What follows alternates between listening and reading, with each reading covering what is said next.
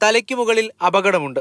കുളത്തൂപ്പുഴ വടക്കേ ചെറുകര നിവാസികളെ ഭീതിപ്പെടുത്തി 60 അടി ഉയരത്തിൽ അത് നിൽപ്പുണ്ട്. 25 വർഷങ്ങൾക്ക് മുൻപ് നാട്ടിൽ കുടിവെള്ളം എത്തിക്കാനായി ചെറുകര സ്വദേശി പത്രോസാണ് സ്ഥലം വിട്ടു നൽകിയത്. നിലവിൽ 10 വർഷമായി ടാങ്ക് പ്രവർത്തിക്കുന്നില്ല. നാടിന്റെ കുടിവെള്ളത്തിനായി സ്ഥലം വിട്ടു നൽകിയതിൽ മുൻപ് അഭിമാനിച്ചിരുന്ന കുടുംബം ഇന്ന് അതോർത്ത് ആശങ്കപ്പെടുകയാണ്. ഏത് സമയം രാത്രി ഒരു കാറ്റുമൊക്കെ വന്നാൽ ഭയങ്കര പേടിയാ.